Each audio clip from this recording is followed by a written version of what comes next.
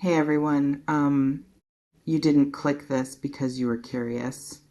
You clicked because something in this connection feels paused in a strange way, like the love is there, but it's not leading.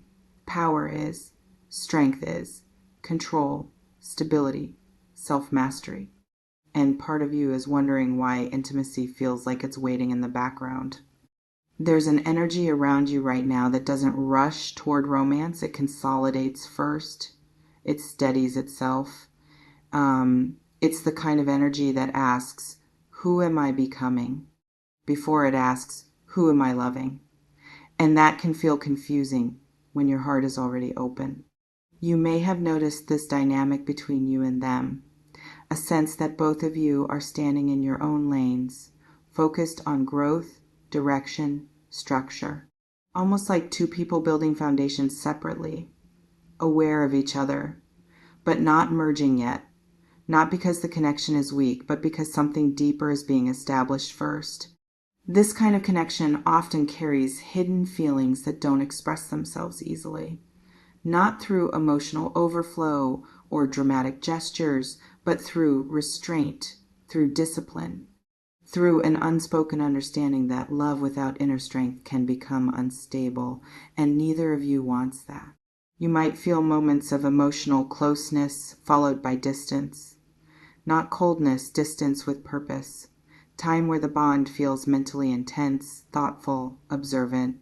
As if both of you are studying not just each other, but yourselves within the connection. If this feels familiar, type yes in the comments, just to acknowledge what you're sensing. There's something important to understand here. Power in this context isn't dominance, it's self-command, emotional regulation, knowing your worth without needing it reflected back constantly. And it feels like both of you are being asked to arrive there independently before love can move freely. You may have felt moments where love energy wanted to surface, where vulnerability was close but something held it back. Not fear exactly, more like timing. As if opening fully before being grounded would create imbalance. So instead, the connection leans into mental connection, respect, mirroring, even challenge. This can feel frustrating if you're craving emotional confirmation. You might wonder why affection feels measured, why feelings seem contained, why conversations lean toward ideas, plans, or boundaries rather than pure emotion. But that containment isn't absence, it's concentration. There's also a sense here that both of you are learning how to hold power without armor. That's not easy. Many people equate power with emotional distance, but true power allows closeness without losing oneself. And that lesson takes time. You may notice that this connection triggers self-reflection more than fantasy. Instead of dreaming about a future together, you're questioning your patterns, your reactions, your attachment style. That's not accidental.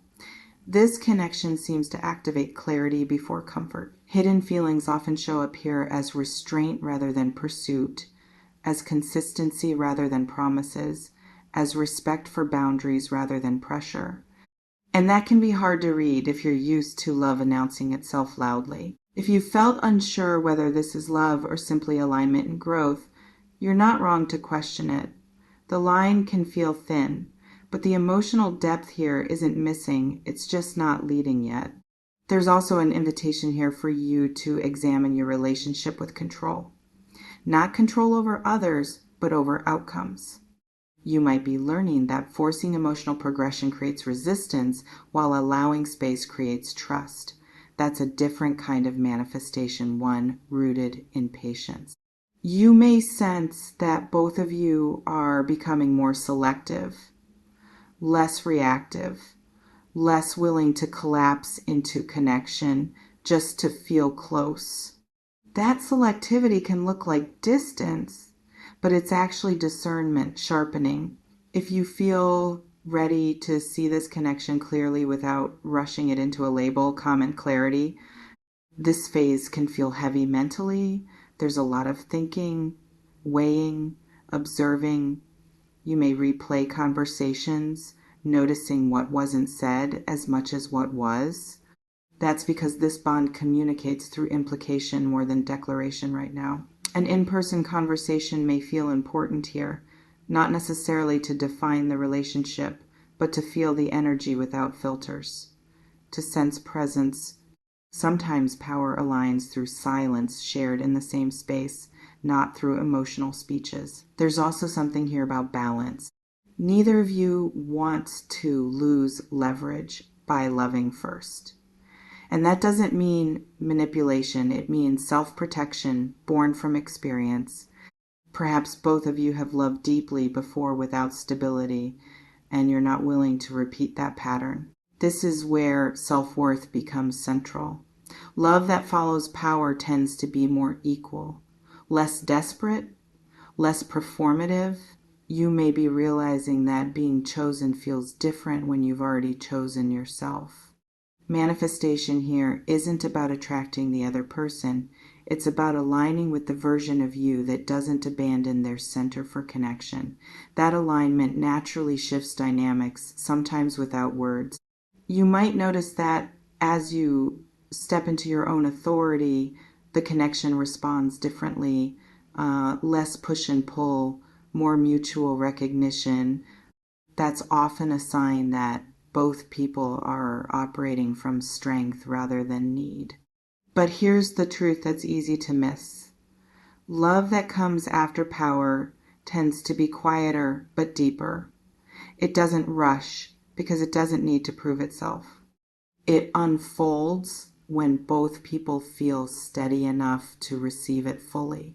Receiving love fully requires vulnerability without collapse, openness without self-erasure.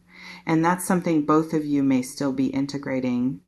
If you feel this inner shift, this sense of grounding before opening type alignment, this doesn't mean love is delayed indefinitely. It means love is being approached with intention, with awareness, with respect for consequences. That kind of approach can feel slow in a world that romanticizes intensity, but it often leads to more emotional safety. You may also notice moments where affection slips through unexpectedly. A look, a gesture, a moment of softness that feels almost accidental. Those moments matter. They show what's underneath the structure. There's no need here to push for certainty. Certainty tends to shut down organic movement. Curiosity keeps it alive. You're allowed to observe without deciding, to feel without defining. Take what resonates from this. Leave what doesn't. You remain in control of your choices, your pace, your openness. No one else gets to dictate when or how you love. As this energy settles, you might feel calmer, not because everything is clear, but because you're no longer trying to force clarity. That calm is power integrating with heart. And if love grows from that place, it won't feel like a loss of control. It will feel like a conscious choice. For now, notice where you're becoming stronger, where you're more grounded, where you're less willing to settle for imbalance. That's not closing yourself off, that's preparing yourself. Whether love follows immediately or gradually, you're building something solid within yourself. And that foundation supports whatever connection is meant to meet you there without urgency, without illusion, and without losing who you are. The code of the unseen is integrity. The interest it pays is freedom. Build in truth, receive in grace. Your architecture is your destiny.